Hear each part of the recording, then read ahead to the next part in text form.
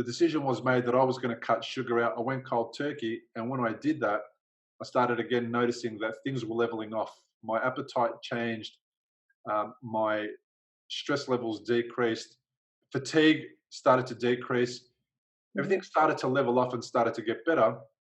And in that time, I came in contact with other stroke survivors, and I began to tell them about what I was experiencing. And they were looking at me strangely, and also getting to the point where a number of people would have stopped talking to me because I told them about what I experienced and that maybe it will help you. Just like I would share with any of my friends, I've got these pair of shoes, they're really good, they don't squeeze my toes tight. I don't know, maybe if you've got shoes that are making your toes hurt, check out these shoes.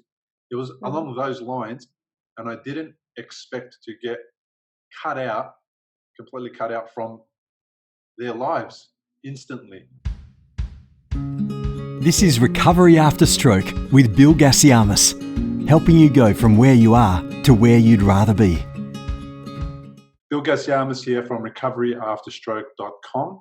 This is episode 75, and with me today is Belinda Fettke. Belinda Fettke became an advocate of low-carb, healthy fat principles after seeing the marked improvement in her husband, Dr. Gary Fettke's health, and that of some of her family and friends. Belinda became outspoken on the role of sugar and processed carbohydrates in our diet and the influence of vested interests shaping our dietary guidelines after watching Dr. Gary become blue in the face talking about the science. They are both passionate advocates for health. Hi, Belinda. Hi, Bill. How are you? I am really well. Thank you so much for being on the podcast. Just to give a context to the listeners and the people watching on YouTube, the reason why I contacted you was because in 2012, when I became unwell, it was very early days of this massive shift that has occurred in what people are talking about with regards to nutrition and what is good for us and what isn't good for us. And I started off my journey because when I got home from hospital after a brain bleed, the doctor, basically the control of my outcome in my well-being was completely left up to the doctors. And that's perfectly fine because they're the only ones that can open your head and fix that kind of stuff. But when it comes to the other part of stroke recovery, I felt like there was not enough help, support, or assistance. So I tried to take a little bit of the control back and decided that I'd go into an investigation mode to find out what I can do to support myself. And one of the things that came back was nutrition, that I could manage and control my nutrition and greatly improve the health of my brain, even though this bleed was occurring and it was still bleeding. So when I did that, I started to learn a few things and started to notice some changes in my health and well-being and in my body. And I told some people about that. What I didn't realize was that I was going to get a lot of negative responses when I told people about the amazing things that I experienced when I changed my diet. Sounds like Gary. So your story really became something that just spoke to me because I felt that way. And then what I did is I retreated from telling people about the benefits that I had experienced because I'd never been in that situation where I was getting attacked for just sharing my experience. So I'm wondering, can you shed some light on a little bit of what happened before everything blew up and you and Gary were just going about your daily lives? Gary became unwell. Tell me a little bit about what led to that. I guess as you experienced, I'll just quickly say, as you experienced finding this negativity and this defense when you start to talk about nutrition is fascinating, Bill, and especially when you can see how much it helps people. So going back to our journey, I guess, into all of this, Gary was diagnosed with a very aggressive pituitary tumor in 2000. And so like you, out of the blue, suddenly he was in the hands of doctors and health professionals who he had to trust in his management. And I'm not saying that there was no role, like you, in specific management for his cancer. He underwent a craniotomy, so he had his scalp taken off and his face pulled down. They operated. He had 3 months of stereotactic radiotherapy where he was bolted into a machine in Sydney. We had to relocate because we're based in Tasmania, so we went up there to Sydney for 3 months while he had all this treatment, and he was commenced on chemotherapy. There was never any discussion about nutrition or what you could potentially do to take back control of your own health. You became defenseless, and the people who are treating do what they believe to be the best for your health and outcomes, not understanding also that there was a role for nutrition. I truly believe it's not being taught in medical education up to date. So the doctors were doing what they believed, and what Gary and I have started to term as band-aiding sick care, and not understanding the role of preventative health and even the role of nutrition as food. Well, we say food as medicine. So, it was just a big overlooked area. And Gary had to, a bit like a stroke patient, had to learn to walk again after his surgery. He lost a lot of perception, depth perception, and all sorts of things from having his head operated on. And so it takes time, and it puts you into a very vulnerable position, I think, especially with head injury compared to anything else you can possibly have. Like everything else, you can control much better. But once you have your head, your brain touched, your faculties affected in such a way from a bleed or a tumor or anything else, just that surgery, the radiotherapy and the chemo, all of those things really do make you very, very vulnerable, and you are a patient. So Gary had further surgery in 2004. The tumor was unable to be held with chemotherapy. It would hold it for a little while, but then it would become active again. So his blood markers were always showing some form of activity. And in 2009, he was also gaining more and more weight. He was getting high blood pressure, having a whole lot of complications from more and more medication that he was having to have and take for the tumor and the complications of not only surgery, but radiotherapy, chemotherapy, and the side effects of more tablets. So it was becoming this vicious cycle of medical issues. Mind you, he learned to walk and he was back operating and, all those other things, but he had terrible headaches and he was having all this medication. So by 2012, that same time about you, he was really getting very, very sick, and they said there was nothing more they could really do. So Gary took the initiative to go, well, I don't want to give up. I don't want to not be here. I've got young children, family. He still felt he had a lot to give. So he started looking into, went into the World Wide Web, who's talking about other things with management of cancer, and stumbled across this nutritional aspect, but specifically sugar in the beginning. If you've had a stroke and are in recovery, you'll know what a scary and confusing time it can be. You're likely to have a lot of questions going through your mind, like, how long will it take to recover? Will I actually recover? What things should I avoid in case I make matters worse? Doctors will explain things, but obviously because you've never had a stroke before, you probably don't know what questions to ask. If this is you, you may be missing out on doing things that could help speed up your recovery. If you're finding yourself in that situation, stop worrying and head to recoveryafterstroke.com, where you can download a guide that will help you. It's called 7 Questions to Ask Your Doctor About Your Stroke. These 7 questions are the ones Bill wished he'd asked when he was recovering from a stroke. They'll not only help you better understand your condition, They'll help you take a more active role in your recovery. Head to the website now, recoveryafterstroke.com, and download the guide. It's free.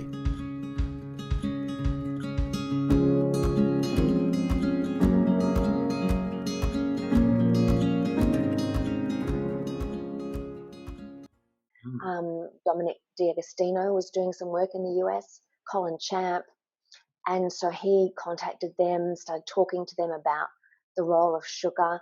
He read David Gillespie's book, Sweet Poison, thought, what does a lawyer know about sugar that I don't know? And all these bits started coming together. He hadn't considered sugar in his own health journey. So he went really cold turkey. He said, right, in 2012, I'm giving up sugar. This is ridiculous. Why not? And took a little bit longer for him to remember, because when you do a medical degree, you learn about physiology, biochemistry, biology, all of those things in the first year. And after that, you really you're starting to be taking down that road of band-aiding sick care.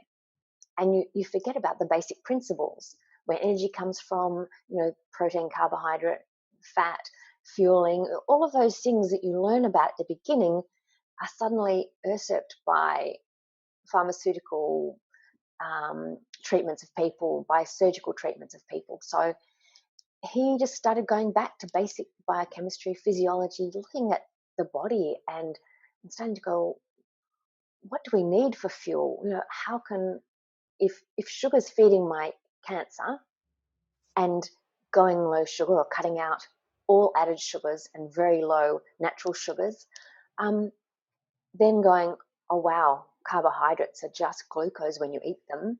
And for him, he needed to take that extra step and cut out especially all the refined processed carbohydrates, and he eats minimal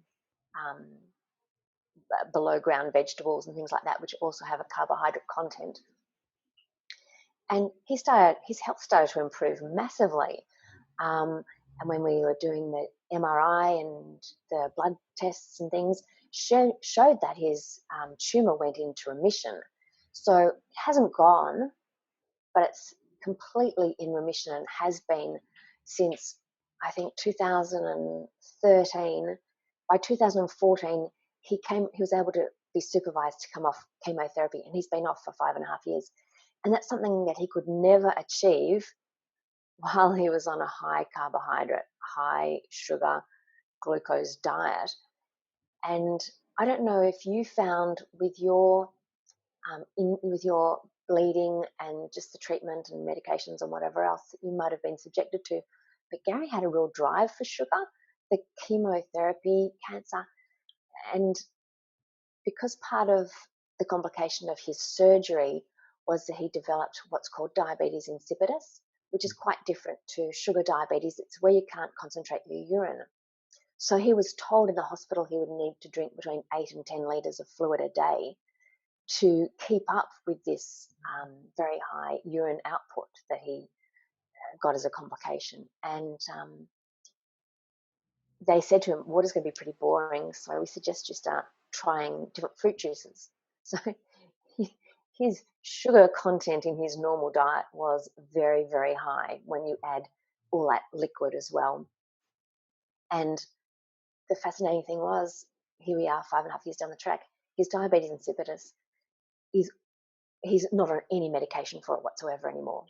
So just the things that you start to see in yourself is amazing, as you no doubt have also found out with your treatment. Yeah. So that was Gary's health journey. And then you started to consider 20 years ago, he might see someone with a diabetes complication maybe once or twice a year that required some sort of debriding and amputation. It was very, very rare for type 2 diabetes. I guess also it was mostly considered a disease of people who were in retirement. It was a later age disease, so something that wasn't as feared early on, and so it probably took longer for complications to come about. Maybe people died of other causes before these complications became really prominent. Now that diabetes type 2 is becoming a disease of younger and younger people, the complications are coming through so much more early as well. And in 2012, 2014, Gary was really starting to see a tsunami of complications of type 2 diabetes. By 2018, he was seeing someone every single week in his clinic, if not two, and having to amputate parts of toes, feet, and even lower legs. And he was just horrified. He didn't go into medicine to work on that stuff. He was passionate about orthopedics to heal people and put people back together after car accidents and all those other areas of orthopedics that are very rewarding. And to have to deal with people, say people in their 40s and 50s who are getting these terrible complications, rotting ulcerations on their feet, it's a really traumatic thing to have, let alone to be looking after, but to have yourself. And the impact on your life, your family, your community, your workplace, all of these things, plus the healthcare budget. So Gary went, well, maybe looking at treating people using, recommending that people reduce sugar if they're able to. He was one of the first in Australia to recommend reducing smoking, and actually said for people who are having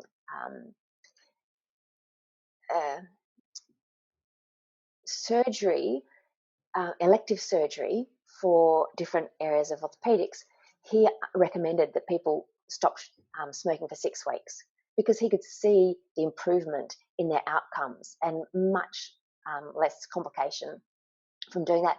So when he worked out about sugar, he thought, well, surely I can advocate something like that just as simply. He wasn't taking the dietitian's role. He was just talking about basic science, physiology and biology that he learned as a doctor. And he was helping people's outcomes. So to be reported to the medical board in 2014 by a dietitian in the hospital for advocating patient safety and health outcomes, he just went, quality assurance, I don't understand. And so that's where our journeys come from. Gary getting into trouble for recommending people reduce sugar and processed carbohydrates. Wow, that is just next level. So by 2010, how many years had Gary been a doctor? He got his 25 years service badge from the Launceston General Hospital last year. So as an orthopedic surgeon, he's now, so back then it was 16 years, 17 years. Yeah, right, okay. So he had been around for a long time, and what he would have been discovering was that he's basically achieving nothing as a doctor other than consoling people and giving them the bad news and then hoping to God that something changes, because the process that he was going down, which is the process that most general practitioners go down, and back in the day, most neurosurgeons and most neurologists, endocrinologists, was basically try this, give it a go. It's probably not going to work, but try it anyway, and hopefully something changes in the next however long. We'll prolong your life. We'll try and make you hang around for a bit longer. And if we can't, well, that's it. There's nothing we can do, and therefore there's nothing else anyone else can do. Yeah. So it's very disempowering. It's extremely disempowering. So I was facing that for about 6 months, where my doctors came to me and told me, look, your tumor that's bled in the brain, so it's called the arteriovenous malformation. Technically, it's a tumor. The blood vessels within that bled, and that bleed in the brain was in a place which was really difficult to get to. And if we can't get to it, we can't operate on it. And if we can't operate on it, there's nothing you can do. Yeah. And I was like, well, okay, that's interesting. So what does that mean? That means that basically you just go about your life, and hopefully the next one that happens is not catastrophic, and hopefully it stops bleeding. And that was the extent of it. So I got quite frustrated, quite upset at that, and then sought out to see another doctor at another hospital who was prepared to operate if need be.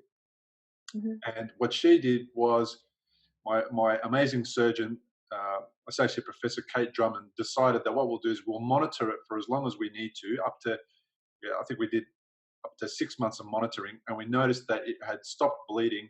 But then about 18 months after the first bleed, it bled again. After the second bleed, it bled again.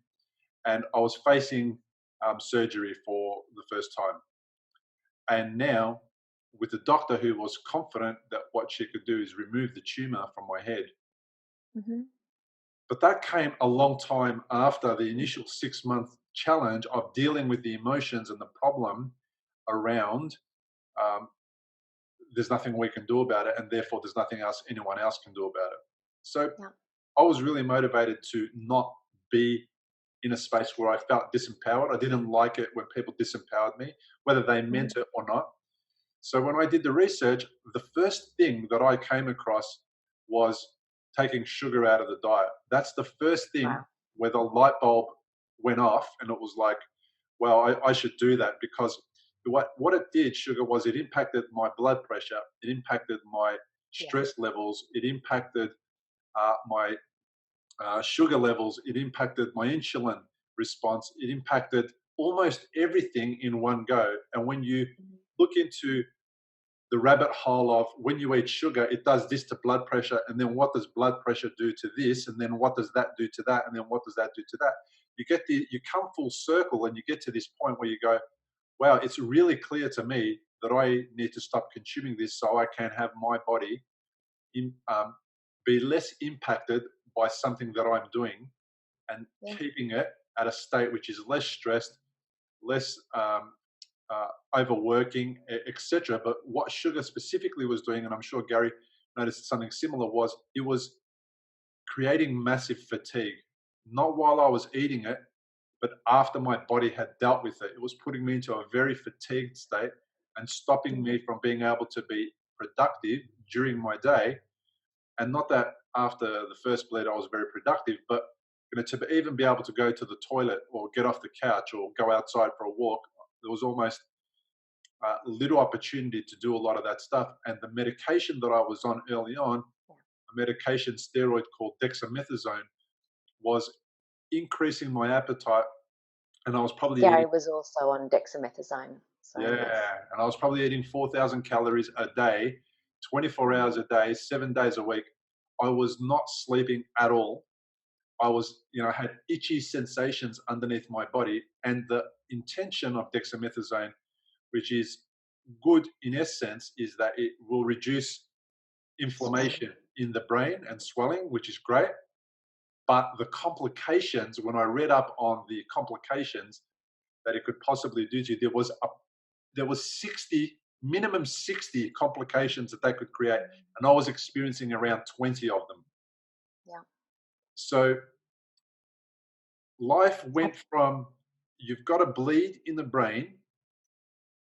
It went from normal to you've got to bleed in the brain, pretty serious, to almost immediately completely, I'm unable to do anything or be anyone or achieve anything. So the decision was made that I was going to cut sugar out. I went cold turkey. And when I did that, I started again noticing that things were leveling off. My appetite changed. My stress levels decreased. My fatigue started to decrease. Everything started to level off and started to get better. And in that time, I came in contact with other stroke survivors, and I began to tell them about what I was experiencing. And they were looking at me strangely, and also getting to the point where a number of people would have stopped talking to me because I told them about what I experienced, and that maybe it will help you. Just like I would share with any of my friends, I've got these pair of shoes, they're really good, they don't squeeze my toes tight. I don't know, maybe if you've got shoes that are making your toes hurt, check out these shoes. It was along those lines, and I didn't expect to get completely cut out from their lives instantly. And I had no understanding as to why. Gary found the same thing. A lot of his peers were very threatened by what he was starting to talk about, and as I say, the Dietitians Association of Australia were extremely threatened by it. And you just think, why? It's crazy. But I also think patients, people who are experiencing these things are disempowered. I think the medical community is disempowered. I think the health system is set up to disempower them as well.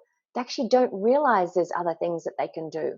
And in us trying to raise awareness to certainly our medical community and our, the medical people in our local community, that had to be stopped by vested interests or the powers that be, or the Dietitians Association of Australia, who think that they are the be all and end all in nutrition and no one else can talk about it. But you realize that the DAA is so highly funded by the food industry, and it almost makes a mockery of the dietetic education, which is terrible, because like Gary's gone into medicine to heal people and make people better. People who choose to do dietetics go in there believing that food is a very powerful medication, go in there believing they're going to do the right thing, and to think that their education has been compromised by vested interests is again something that they'll defend, because how can you go to university, pay to go to university?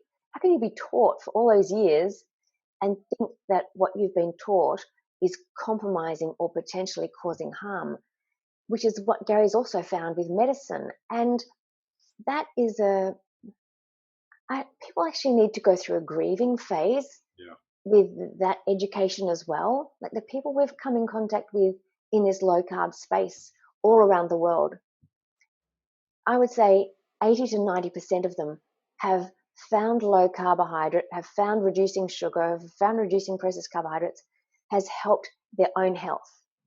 It's not because of anything else. They've not read it. If you read it, you go, well, I'm a doctor. I don't believe that. It's their own health journey that's taken them down this pathway. Or they've been really, really open, like David Unwin, who's an amazing GP in the UK. They've been open to listening to N=1 stories of their patients. We've gone, Eric Westman's another example. People have come to them saying, I've improved my health by this. And they've gone, well, that makes no sense. Let's look into this. And it's very few people who can do it without feeling threatened themselves and without going, oh, that's a lot of work.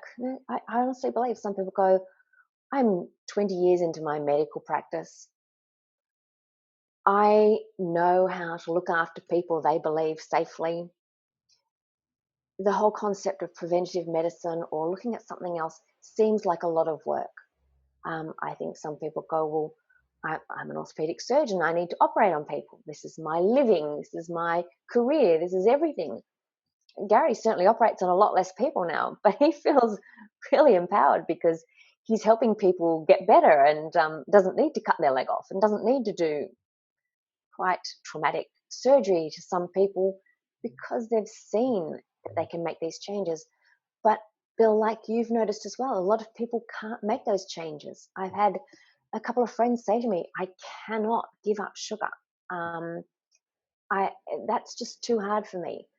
But it doesn't mean that that option should be taken away from those that can. Yeah. So enabling people to understand there is an option is what Gary and I are now fighting for. So Gary was investigated for 2.5 years by the Australian Health Practitioner Regulation Agency.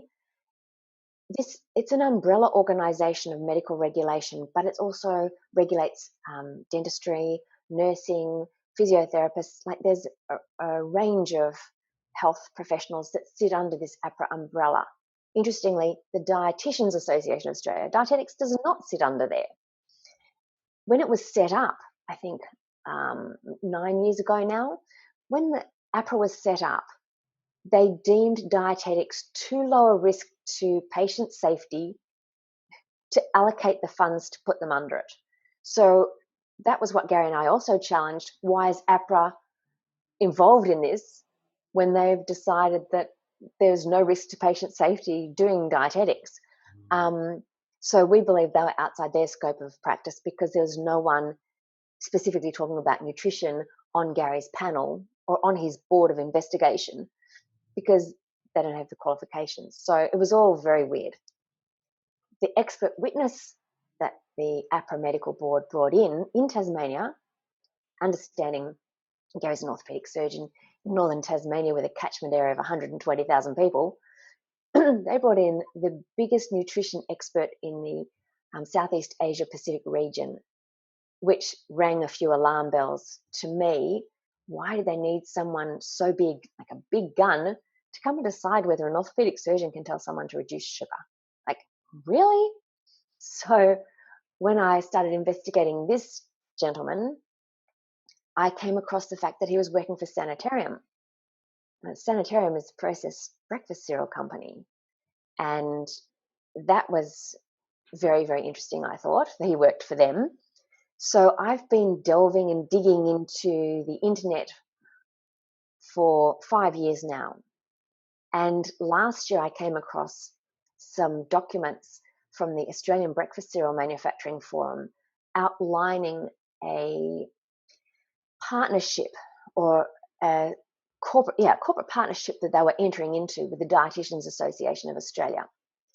They acknowledged this partnership was going to cost them $23,000 for a year.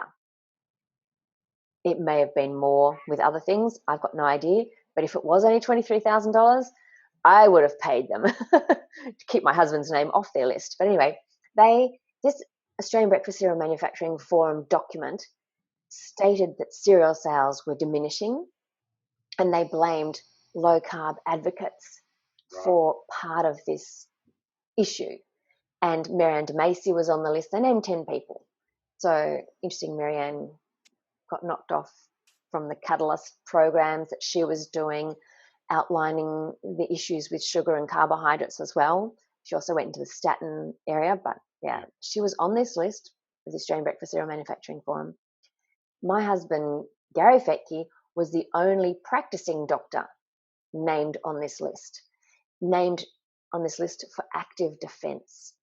And this partnership with the Dietitians Association of Australia was to use their members. Again, did their members have any idea that they were being used by the cereal industry, by their accrediting and regulatory body? Because that's what the DAA is. It accredits dietitians so that they can claim money back on Medicare and whatever else. Right. It accredits them to become a professional body, but it's also their regulatory body. And it's massive funding by the food industry. So we've got this group who've agreed and signed off on this $23,000 deal to influence, protect, and actively defend not only cereal and grains, but sugar's messaging. And my husband was on that list.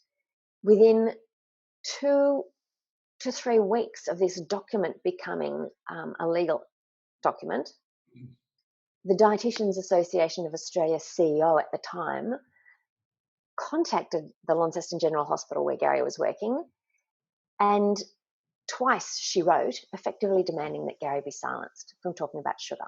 Wow. So we only got access to the internal documents that the hospital submitted to the APRA Medical Board in November 2017. So I found these cereal industry documents last year in about June, and then in November the year before, we'd found this document with the CEO of the Dietitians Association writing to the hospital. The CEO of the LGH, the Launceston General Hospital, after getting the second letter from the DAA, sent out an email saying, can we take this further? And you think, my husband's been punished. He's been punished for advocating for patient health and safety. Yeah. Because it didn't suit the breakfast cereal industry or the Dietitians Association of Australia's sponsors. And you go, that's phenomenal, that health can be taken away because of that. So Gary was advocating at least an option of a low carbohydrate, healthy fat breakfast instead of having breakfast cereal, sugary breakfast cereal. And do you know the diabetes menu at the hospital? I don't know what the menu for stroke is, but I know the diabetes menu includes pretty much six desserts a day. Yeah. Or three desserts, because by the time you have your sugary breakfast cereal, it's a dessert.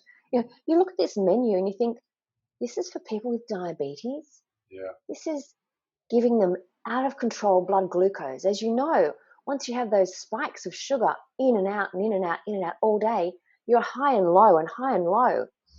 Gary wanted to plateau and normalize his patients' blood glucose, especially when they're in hospital, because when he's operating on someone's extremity, their hand and their feet, sugar also constricts. It's a vasoconstrictor.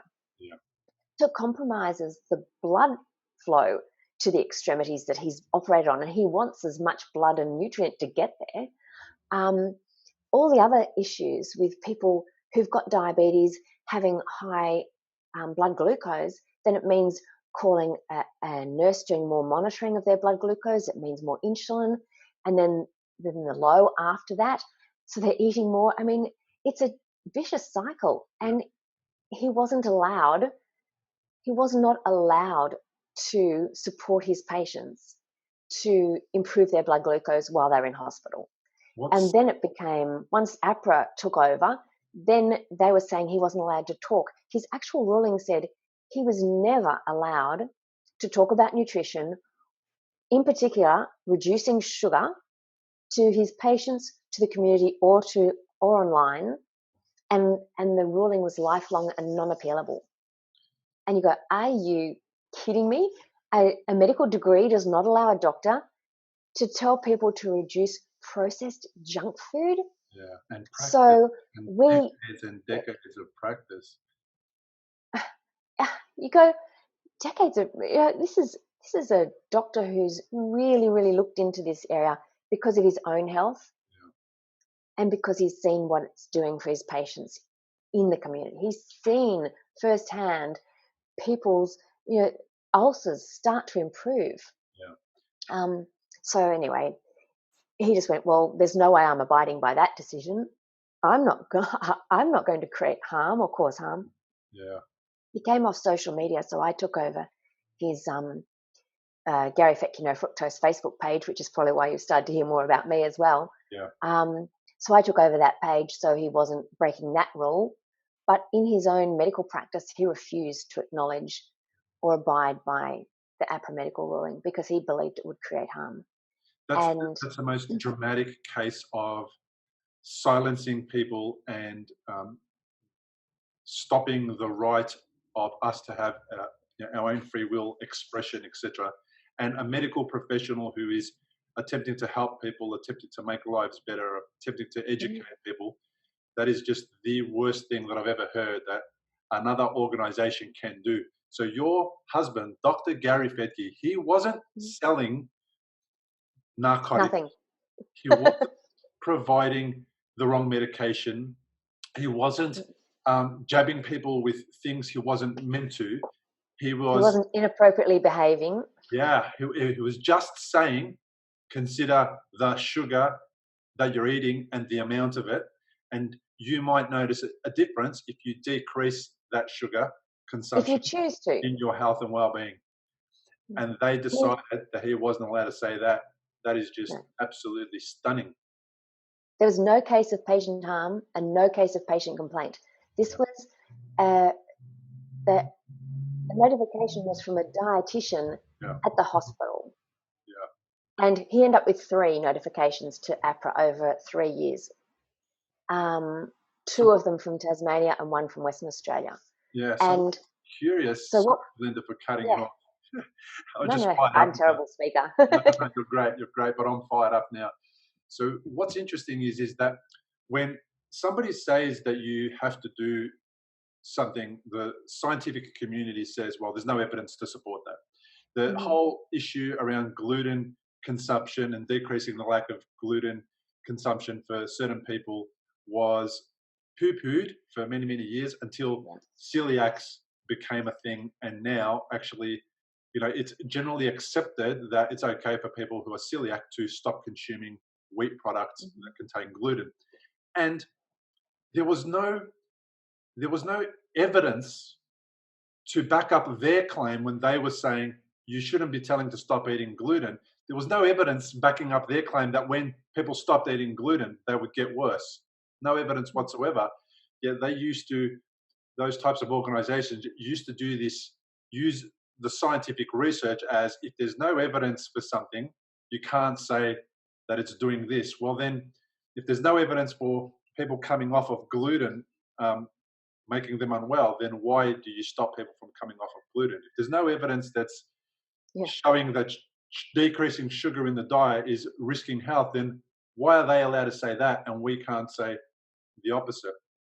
What's very strange is that I didn't realize the extent that an organization might go to and how deeply they would involve themselves with, uh, organizations that should know better, especially when they're involved in the medical industry, um, to Yeah. allow them to be influenced by money, is just astounding, and makes me feel great about my gut feeling to take the journey myself and start to learn about how to heal my own brain by myself. Because when I Exactly. was asking my doctors, um, and not my surgeon specifically, but when I was asking my doctors leading up to surgery, like, what can I do to support myself at home, and how can I, prepare myself for a better surgery for you, there was no information. There was zero information. And smoking is something that immediately people experiencing a brain injury should cease. They shouldn't be smoking anyway, but they should cease that immediately, especially while going, before going into surgery, because smoking does all these things. But if we go back, history has shown us that in the 1940s and 50s, the cigarette companies were in with the medical associations, and they were using Mm. doctors to promote, a product like cigarettes that was addictive, causing cancer, decreasing well-being, and all that type of thing. So it's no surprise that there's an involvement by, large corporations to influence people to stop doing something. Now, if these large corporations were smart, what they would do is they would invest in the space that supports health and well-being, not in the Yeah. space that supports selling rubbish. So I think they're very, very short and narrow-minded about, how they can make money out of an environment which is shifting towards food being medicine and health and well-being of people. Um, Mm. but I know that's the simplistic view, but Yeah. really interesting how also when you talk to doctors, um, and you ask them about what I can do to support my health and well-being, they'll send you to pharmaceuticals. And then when you do challenge them with that, which is I've done, I've challenged all my doctors leading up to brain surgery, and then I also challenged when I had thyroid surgery, I challenged one of my doctors, my endocrinologist, about some of the stuff they were doing. They were deeply offended that I would do that because it Mm. was definitely difficult for them to consider that they were perhaps misleading people because they didn't have all the information and didn't have the Yeah. time to look into having better information for their patients. So it was a matter of time, but also their identity was, I thought I was helping. Don't tell me that I'm not helping you. And Mm. for me, I went to my endocrinologist, I remember, and I said to him, these are the things that I want you to test for because I think that this is what I've got. And he said, where did you come up with that conclusion? I said to him, I found that on the internet. And he said, well, why did you do that? That's stupid. You don't just go on the internet to heal yourself. Yeah. And I said to him, well, up until right now, every doctor that I've spoken to hasn't given me feedback or a path forward that's supporting my health and well-being. They're just talking about removing stuff and putting me on drugs and Mm. medications for the rest of my life. So until you can give me some further information about where I should go to solve my problem or to make myself better or manage my problem Yeah. better, don't tell me that I can't go to the internet.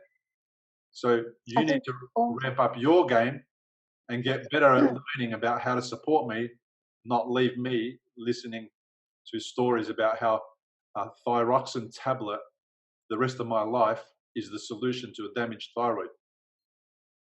The other thing is there's APRA medical board. Um, Doctors and dietitians, but doctors are governed by this regulation, and it's called guidelines for managing everything. They've got handbooks for managing diabetes and managing stroke and managing all sorts of things. The issue is these guidelines have been written by the food industry, the pharmaceutical industry, because they've done all the research, they've paid for all the research. Very little is done independently. Mm. And because they've got these guidelines, doctors also have to follow, we call them strict rule books. They're not guidelines, they're rule books, because Gary's found out he got into trouble for guideline. It's a rule book. So if you consider these rule books, doctors also fear being sued, being deregistered. I mean, even for Gary to take the stance that he's taken, the fear of being deregistered was very, very real. That's what they were threatening. And most people have got kids to put through school. They've spent, 12, 15 years getting to a specialist position as a doctor, and you lose that, then where are you going to go? What are you going to do? You're going to start a completely new career. So understanding, this is what Gary and I are trying to fight now, is making doctors aware that these guidelines, these rule books, need to stay flexible. They need to be something that are debated and questioned, not blindly followed for fear of regulation, or, really are. They're told if someone comes in with hypothyroidism or hypothyroidism, this is what you do. You band-aid sick care. Yeah. That is the rule book. And so starting to understand the differences, if you consider that, as Gary said, sorry, because again, for him, his personal journey was so huge. And for the people that he now looks after, it is mammoth. So he has apologized. But as an orthopedic surgeon, it's a little bit easier because you don't prescribe many medications. Right. You operate on people. For doctors, most areas of medicine are medicating. And there hasn't been a time really that doctors have medicated someone that has caused harm since thalidomide that they're aware of. I would say putting people with type 2 diabetes on insulin when you could potentially change their diet and it does not need to be a chronic progressive disease is causing massive harm and could end up being a very big court case eventually, because it is almost criminal that doctors are still considering that. But going back to when Gary was starting to question all these things, it wasn't as widely known. As you know, people think they need 130 grams of glucose for the brain to function. And this has been driven into the Dietitians Association or dietetics. If you don't have 130 grams of carbohydrate, your brain's not going to work. Well, Gary's is working better than ever, and he hasn't had, he has, I would say, less than 50 grams of glucose sugar, if not less than 20 every single day for the last 7 years. Yeah. So that's a myth, but it's perpetuated by Diabetes Australia. It's perpetuated by Dietitians Association of Australia, Heart Foundation, Cancer Council. Everybody pushes this rule book, and to go outside of it, you do risk a lot, not just your credibility, but your career. And understanding, as you've learned, that our brains function just as well on ketones, which are produced from fat. So our body can also make the glucose that it needs through gluconeogenesis. All of the body has two fuel sources. And some people say, well, glucose is the main fuel source. But I read a really interesting article by Angela Stanton only yesterday that kids are in ketosis. Babies, all through pregnancy, when they're nursing from the mum, they're in nutritional ketosis, which is fueled on fat far more than sugar. Children actually go in and out of ketosis so quickly, which I had no idea. This article is really interesting. As I say, it's by Angela Stanton, called Our Kids Are in Ketosis. And it just explains really, really well how our brains thrive on ketosis. Yeah, and especially So when the brain has been impacted by a neurological condition. Exactly. You can't do well on a high sugar, high carb diet. It just actually causes a lot more complications. I noticed that firsthand.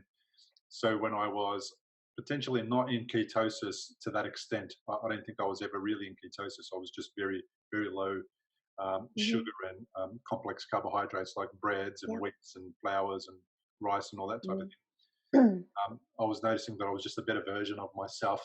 My, I was able to gain clarity. I was able to gain energy. I was able to become active. I was able to start to really consider my health and well-being, even though my brain had been impacted by this injury. I was still able to use my brain to make decisions. I started noticing myself lose weight, which was not my goal. My goal was to heal my Was help. brain, and that was a great bonus. So everything in my life started to improve, and I found that what I was experiencing, I was telling people about, and they were getting offended or annoyed or upset, or they thought Mm. that I was just I don't know, just telling stories. And then what's interesting is how the tide has started to turn. So I'll tell you, the tide in my family has started to turn because people are coming to me and telling me, "Hey, I discovered this thing that you can do to lose weight," and it's like, "Oh, okay, what is that?" "Oh, it's called ketosis." "Oh, wow, okay." So 7 years ago, when I mentioned the word, Yeah. your eyes glazed over. Now you discovered this thing that apparently was just invented. It's been around for a long time, and it's like, oh, great. I'm glad that you discovered it. Go down that path, see what happens. But have you noticed that now, because there's a lot of other people that are very vocal in this space, in Australia specifically, Peter Evans, um, Yes. the chef, who I know uh, loves the hashtag I support Gary Fettke. Um, yeah, I think that what people have got for the first time ever is they've got an opportunity to be, if they are curious, to be given some information that they can consider about Yes. their well-being. So you guys noticing at that medical level this turnaround, is it starting to happen where people are considering what people like Gary are saying? I think the concept of sugar is very much being raised. It's being discussed at AMA level, being discussed, as a sugar tax. I mean, I think people's awareness, public, medical, everyone else, is starting to consider sugar. But the Dietitians Association of Australia still calls low carb a fad diet. And until we can change the leading dietetic association of Australia, who makes a lot of the rules, um, until we can change their perception, and can we do it while they're conflicted, is a very challenging question. And that's not challenging individual dietitians. I know a lot of amazing dietitians who completely on board and were probably on board before Gary. And there would be some who, Jen Elliott, for example, she actually got deregistered by the Dietitians Association of Australia for advocating low carb for people with diabetes, that she was helping and improving their health, and they've never reinstated her. So they're still compromised, I would say, because of their sponsors, which is really inappropriate. Yeah. Would moving them under the umbrella of APRA help? Maybe. There's been a little bit of talk about it. But I think nutritional ketosis, I think the words keto, I think Pete Evans has done an amazing job in raising awareness about these things. But I think also Gary and I are just refusing to be quiet. As I say, when Gary was silenced, I went, whoa, they can't silence me. So I've jumped on board and taken over a lot of, I can't discuss the science like he can. And luckily, he was exonerated in September last year after we had to go to the National Ombudsman and the Health Ombudsman and work through her because, as I say, we couldn't go to court. It was non-appellable, the ruling. And so we just had to go to her, and the only way it could be reopened was if there was an issue with the process. So the actual ruling, whether Gary was right or wrong, she couldn't comment on. She just had to finally, and it took her 2.5 years to go, okay, I think there's been a problem with the process of how this investigation happened, with some of the actions APRA did, and how can you possibly make a lifelong ruling that someone can't appeal. So there was some issues. She sent it to an independent medical board, so was taken away from the Tasmanian one, who'd spent 2.5 years in a star chamber investigation. It was like Semmelweis all over again, and hand washing. It was ridiculous. So I went to an independent board, and within 6 weeks, they completely threw out the entire thing. So that was the only way. But I think it was being loud. It was everyone on social media who completely supported us. It was people like Pete Evans. It was high profile people who also shared our story. The ABC took elements of it. We can't thank the public enough for continuing to support us, because that was putting a lot of pressure on AFRA and the medical board for such a ridiculous ruling. It became a bit like what we call the Barbara Streisand effect. Gary was talking about low sugar and low carbs, small catchment area, his own patients. He had about 5,000 people following him on social media at the time he was reported. And now when I posted to say that he'd been silenced, we had over 1 million views on Facebook. Asim Malhotra got it onto the news in the UK. It just went everywhere. So for them wanting to silence something down, I think Gary's story partly has helped really raise the awareness of how ridiculous it is not to talk about sugar and health at this point in time. So going forward, we would really like the diabetes guidelines to be guidelines and allow people or allow doctors and healthcare professionals to support people if they choose to do low carb, to be really supportive and move in that space. And the exciting thing is, in America, the CEO of the American Diabetes Association has actually got type 2 diabetes, and she is looking at low carb. She's trialing low carb for herself, seeing an improvement in her blood glucose. So she could be the catalyst. Wow. So whereas America led us down this low fat, high carb guideline, they could also be the one to take us out with a bit of luck. You were talking about the sugar industry before, and I was going to mention our dietary guidelines have really come from America. And in 1977, the McGovern report. So Senator McGovern was looking at diet. He was very swayed to believe that saturated fat was the evilest of all evils, and particularly animal fats. And there's been information come out. Kristen Kearns has done a lot of research into, and Gary Taubes looking into this sugar conspiracy, but how much sugar funding occurred to the Harvard School of Public Health, to Fred Stair, to different people who influenced that McGovern report to cover up the harms of sugar and blame saturated fat. And if you look at our dietary guidelines now, Gary did a slide for the CrossFit conference that we went to in 2017, and it is literally shotgun with processed food. Trying to find meat and dairy on that Australia's Healthy Guide to Eating, or whatever it's called, is almost a joke. By 1992, if you look back to then, 6 to 11 serves of carbohydrates per day were recommended by the Dietitians Association of Australia. And back then in 1992, one serve was 2 slices of bread. This whole push has come, I believe, massively from trying to cover up sugar as harm. John Yudkin wrote a book about the harms of sugar back in the 70s. So it's really, as you say, it's being covered up, and saturated fat has become the blame.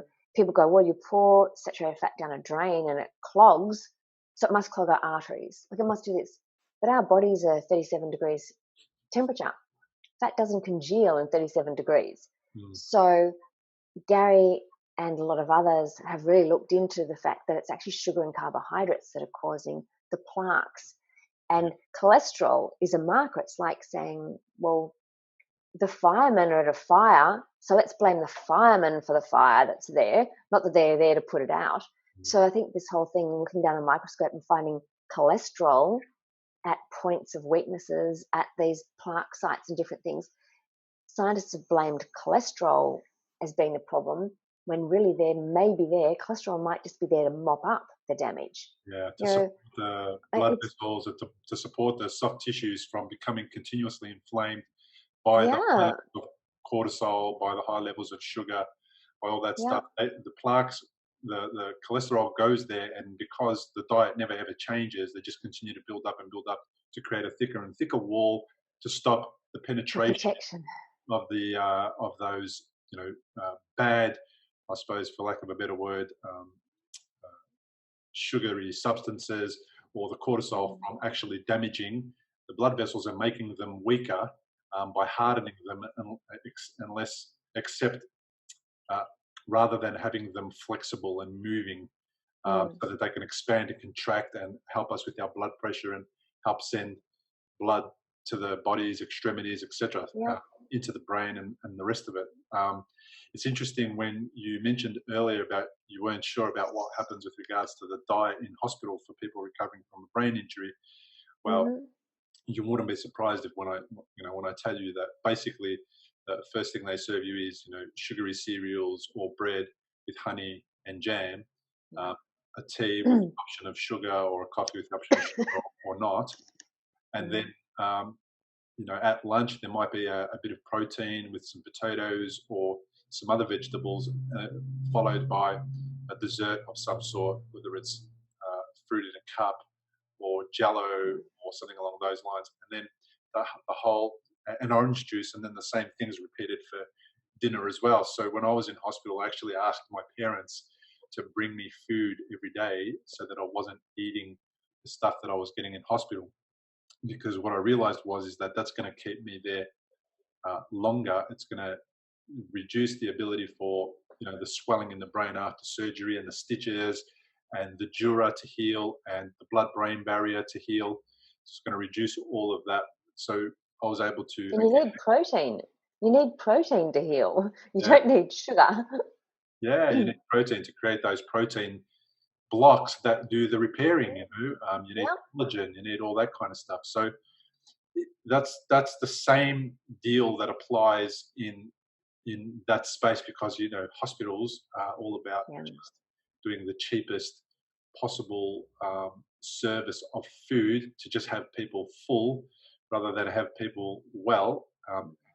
If they invested more in their food, they would see that people would be removing themselves from hospital sooner and they'd be getting home quicker, and that would They be can't actually change it though because it's the guidelines again. Go back to the guidelines. The dietitians write, or the guidelines, nutritional guidelines of the world, but especially in Australia, go to daycares, it goes to schools, it goes to hospitals, it goes to defence.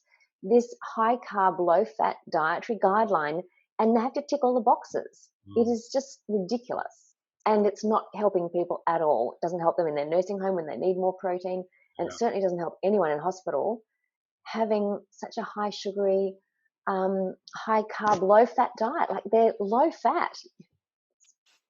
Yeah. Just doesn't make any sense. For people listening who wanted to get some information about Mm. that type of diet, they could look into many, many books online. But one that I got a lot out of was Eat Fat, Get Thin, which Okay. was written a while ago by Dr. Mark Hyman. And that was one of the first books that I read that really shed a lot of light into what the benefits, in a really easy way for people like me to understand and consume, what the benefits of a high fat diet is, and how that's different to a high fat diet from a burger that you buy at KFC or McDonald's.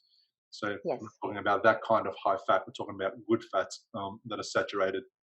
So as we wrap up, um, can you give us a bit of an insight into what a low carb diet is, so that we can give people listening and watching some information to start making them curious about whether they might consider a low carb diet after a stroke or after brain surgery? So, in your mind, what is a low carb diet look like?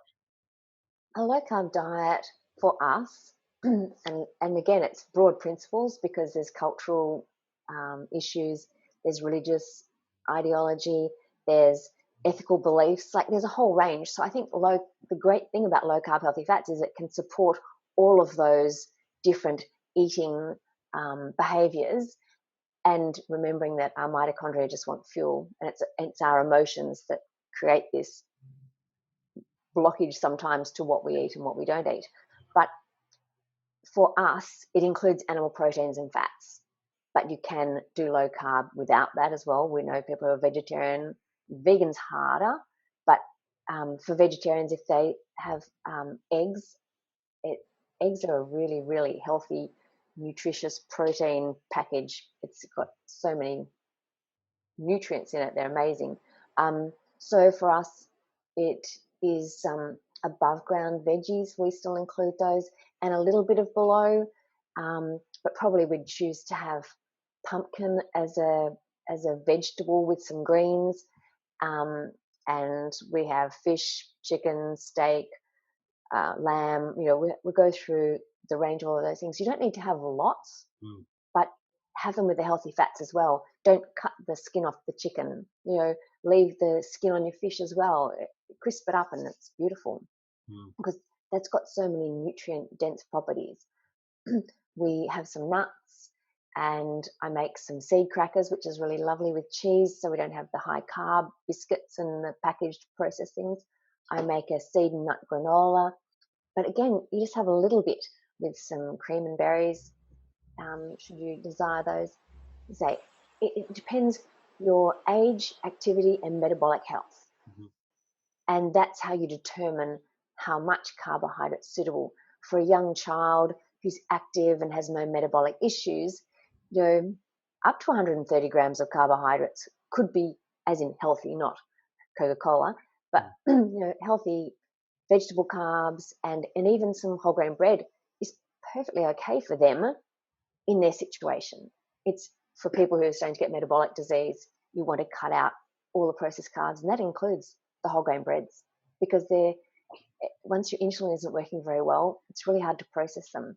So, but Gary, with cancer, which has not gone away, it's still there, but totally inactive, he doesn't want to stir that up at all with any sugar, which you also wouldn't want to. So when you've got a type 2 diabetes, or you've got cancer, or you've got these other things, and you've found that low carbohydrate, healthy fat principles supports your health, Gary, as I say, would be under 50 grams of carbohydrate per day, and often under 20. Doesn't really even need to measure them anymore. An example would be, instead of having a bolognese pasta dish at night, I've got a great zucchini noodler, and I do a big lot at once. We grow zucchinis and we have heaps of them in summer. And you can do a big lot of the zucchini noodles, wrap them in a towel and squeeze out a lot of the moisture, put it into a freezer bag, get the air out. You can keep it in the fridge for a week and just keep adding handfuls into whatever you want to use. And I've got a little thing here to say it cuts the carb content of the meal down from 62.5 grams of carbs down to 5.9 by just altering a vegetable base instead of a pasta base. So that's how we look at it, and we find it very easy, because once you change and you make those choices, you make them the easy choices. Yeah, it's a very big conversation. So I know that we spoke about the controversy behind why there is such a big issue with the low carb or the sugar-free diet taking a hold. We're calling it a diet because I don't have any better words for it, and it's not a diet; it's a lifestyle. It's a lifestyle. Yeah. So we're talking about the controversy that was behind stopping people from understanding the health benefit of the low carbohydrate meal plan or meal. And as a result of that, we've uncovered some of the things that people may not yet realize about the little conspiracies that go on to keep something that's been going on for 30 or 40 years to continue going. Those conspiracies aren't unable to sustain themselves when good people go ahead and put their name on the line, put their life on the line, put everything on the line to just do the right thing and help people.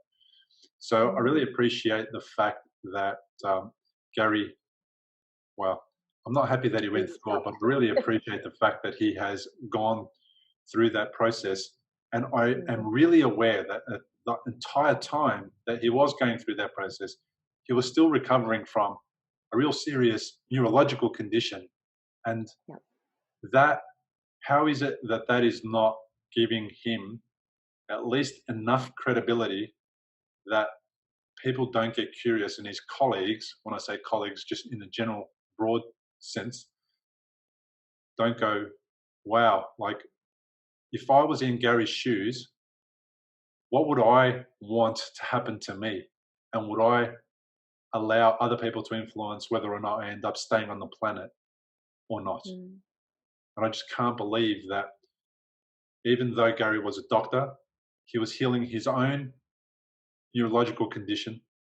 He was then trying to support people who were healing from other health conditions. Even then, it wasn't enough for the medical boards to go, this is one of our colleagues. Exactly. We should talk to him. We should bring him aside and ask him questions and find out, because didn't we all start out this whole process to achieve the greater good, which is to heal people? And if we took the Hippocratic Oath, did we forget that first we should be doing no harm? Well, amazingly, Bill, Gary provided the Medical Board of Tasmania with, I think, close to 1,000 research papers that he actually printed out and highlighted all the important parts in it. So it wasn't even just a big digital document. He would send it to them over the 2.5 years. And their ruling stated that even if LCHF, which is what we call low carbohydrate healthy fat principles, even if LCHF becomes accepted best practice, you can never talk about it. You just go, I do not believe I don't believe their attitude. I can't understand it. These are people who know Gary, because in Tasmania we're pretty small. So most of the people on the board that were investigating him actually knew him and know how passionate he is. They've known of his story and how he's overcome all these things.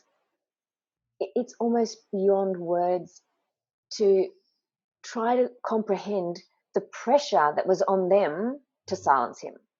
Yeah. I've got no exact proof. I've found the proof of the pressure from the Dietitians Association onto the hospital. Yeah. And the hospital then providing 845-page submission to APRA. So was it all coming via that? And they were just believed it. I tried sending through information where I found this man was working for Sanitarium and different things to the board, and they said, we don't believe you, or we believe the expert witness, not you. It was all just put away, and I think they never expected us to keep going. Yeah. I think they made it very, very hard on Gary. He was trying to work, he was still researching, he was talking. They were trying to silence him, and they demanded a lot. This investigation process was very traumatic. Yeah. How did it affect the family, Belinda? The family. And then you've got the Dietitians Association. One of the spokespeople for the Dietitians Association of Australia put on Twitter that Gary was Bell Gibson, was just another Bell Gibson, that he was making up that he ever had cancer.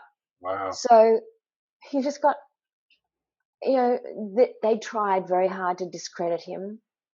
And I think Pete's come up against a very similar issue. He's a passionate man. He's changed his health. He's changed the health of so many others.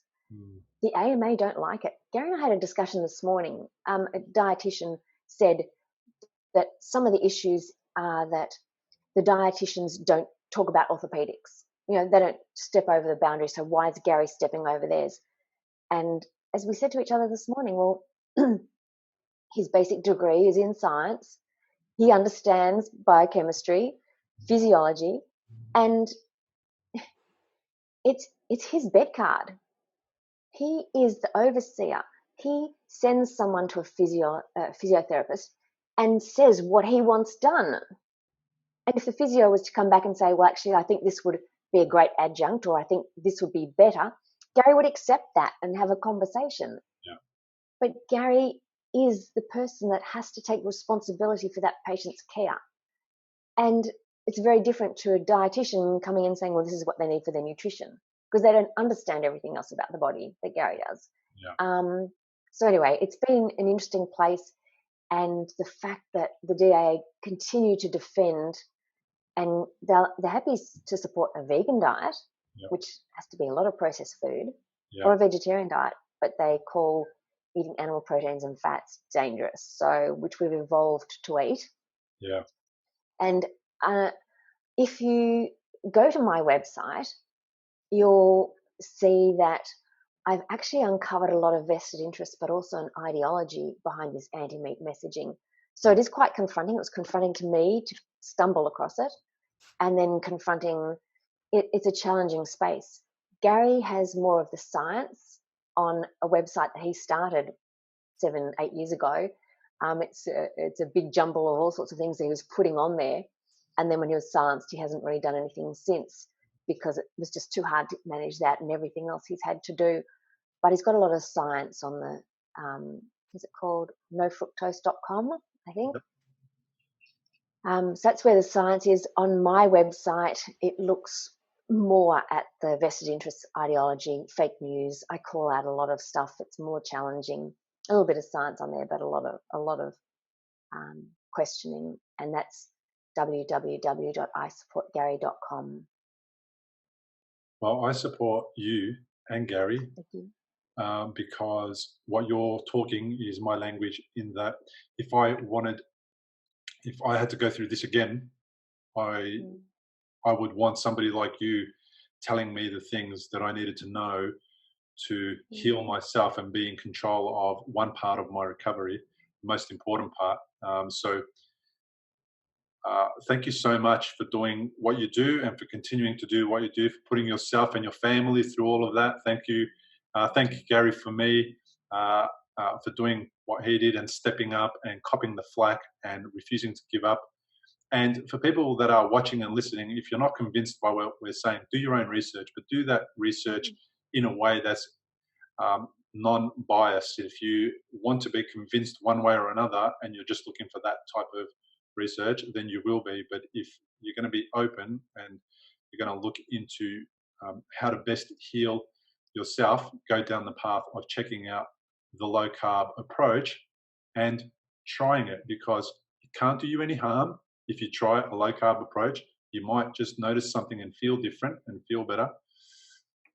And you might be able to get off the roller coaster of the medical model, which is to keep people sick for a long period of time, because the longer they are sick, the more money we can make off them when we sell them pharmaceuticals. I think also an important thing to remember is carb addiction is very real. It's a lot easier for some people to give it up than others. Yeah. So if you do start to go down the low carbohydrate thing, like we started a Nutrition for Life business for a little while. We were employing dietitians, and some people got it straight away and other people took a long time to get it, or they say fell off the bandwagon and come back. But the great thing about it is it's only you. You're not answering to anyone else. So never give up giving up.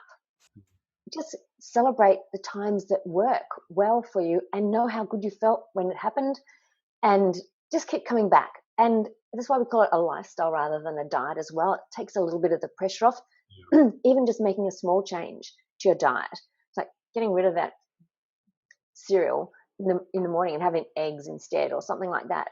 Just starting to make some changes and make it sustainable, and what time it takes. But can I also say thank you, Bill, because it is people like you. It's the N=1 stories that stand up and tell their story and start to influence other people as well. This is how the message is going to grow. And so congratulations on your journey, because it's huge what you've been able to achieve and what you've been able to do. Yeah, thank you. Thank you so much. We'll leave it at that. All the best, and I look forward to following your work. Okay, thanks, Phil. Wow. Belinda, I could probably talk to you for hours and hours and hours, because you guys are at the forefront. You get it.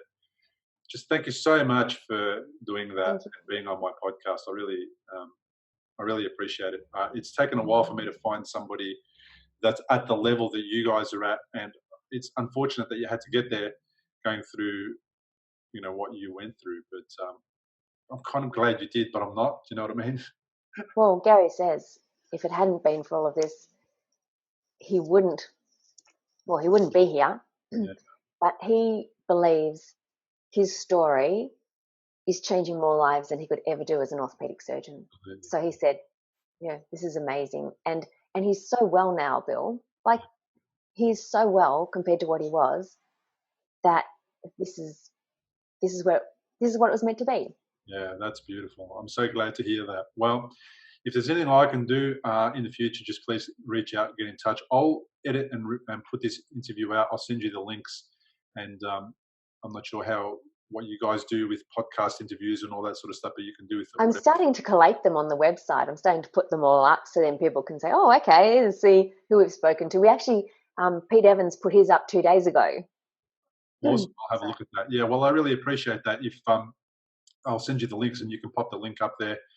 And and I'm just full of gratitude. You know, I'm just extremely grateful.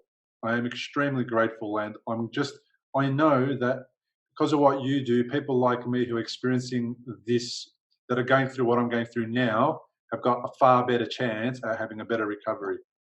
So exactly. Well, you were at the forefront in 2012. That's about the same time Gary was starting to work it out as well. They actually said there's nothing more we can do. You're just going to have to die. Yeah. And now, 7 years later, he's the healthiest he's probably been in 20 years. Yeah. So, but I do know that pushback you get. Gary's had so much of it from the medical community and our friends and family as well.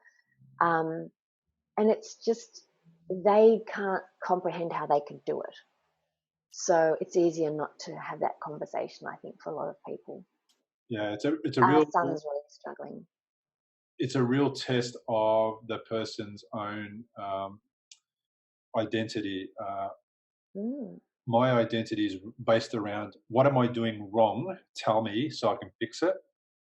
Others are, I'm not doing anything wrong. Don't tell me because I don't want to know. Yeah.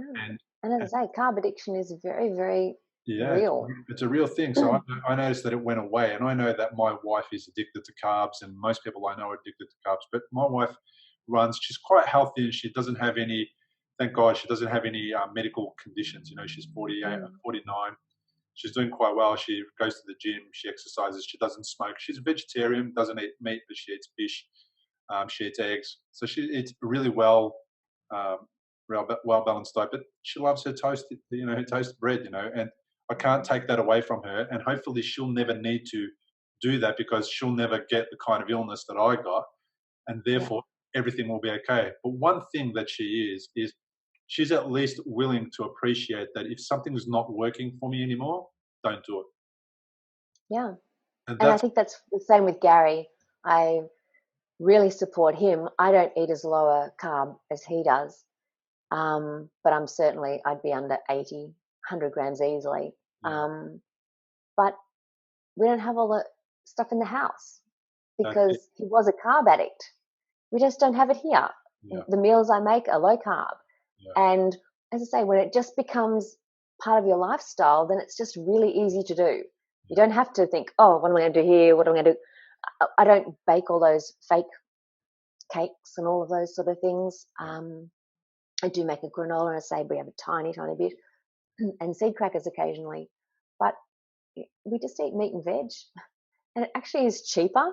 Yeah. And it takes, maybe a little bit of time preparing. As Gary said, he doesn't want to be a medical tourist. He's been a medical tourist. He doesn't want to be a medical tourist again and go from one appointment to the next appointment for the rest of his life. So it's about making those choices. How the country was founded. I mean, it worked for so many years, didn't it? And there seems to have been the generation that has been significantly impacted in a negative way by the pharmaceutical industry. And I've seen that firsthand. And my mother-in-law used to take 30 tablets a day, and she passed away from complications to diabetes and blood pressure tablets, and every time she understood, every time she could get the courage up to stop taking sugar and to decrease her carbs, her diabetes numbers would change, her blood sugar levels would change and things would start to improve. She just didn't have the emotional resilience to continue that. So she used to use food. Or the support. Yeah. No medical support. No medical support. No, no, zero. So she used to use food to regulate her emotions, so it Mm. was a big problem. And my father-in-law currently takes a whole bunch of medication, and so does my dad. Not so much my dad; he probably takes 1 or 2 tablets. But um, we've seen that as their kids, and we've thought, like, how did it end up like that? And Mm. do we want to end up like that? Do we want to go down that path? Thankfully, I don't take any medication, and I couldn't be happier or healthier because I believe of the decisions that I made early on to be curious about what I can do to help myself. Yeah. So, look, it's fascinating. It's a shame that you guys went through that, but I hope that it hasn't impacted your family, too negatively, and you're coming out of it now, and things are better. So, thanks for putting up with it and doing what you're doing still. I'm just loving it. I'm just loving that you guys are out there. Thanks, Phil. Much appreciated.